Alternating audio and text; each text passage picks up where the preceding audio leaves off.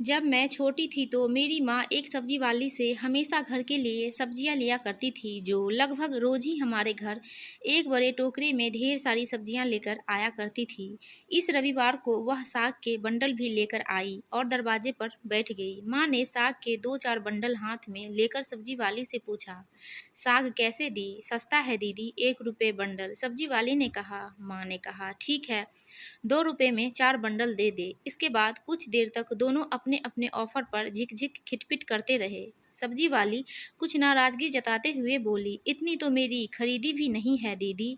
फिर उसने एक झटके के साथ अपना टोकरा उठाया और उठकर जाने लगी, लेकिन 4 कदम आगे बढ़ने के साथ ही पीछे मुड़ी और चिल्लाई, चलो 4 बंडल के 3 रुपए दे देना दीदी, आपसे ज़्यादा क्या कमाऊंगी। मेरी माँ ने अपना सिर नहीं में हिलाया। 2 रुपए में 4 बंडल, मैं बिल्कुल ठीक बोल रही हूँ, क्योंकि तू हमेशा की पुरानी सब्जी वाली है। चल अब दे भी दे। परंतु सब्जी वाली रुकी नहीं, आगे बढ़ गई।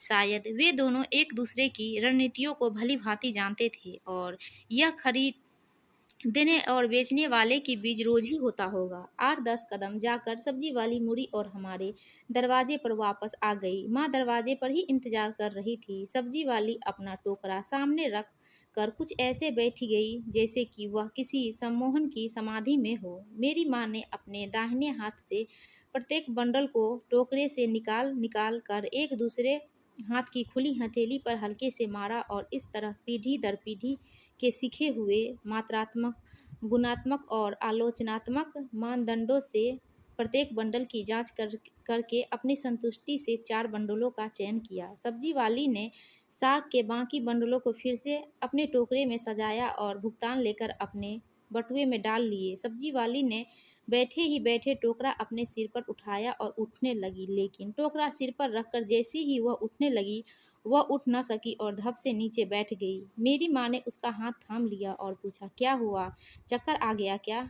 क्या सुबह से कुछ खाया नहीं था? सब्जी वाली ने कहा, नहीं दीदी, चावल कल खत्म हो गया था। आज की कमाई से ही मुझे कुछ चावल खरीदना है, घर जाकर पकाना है, उसके बाद ही हम सब खा पाएंगे।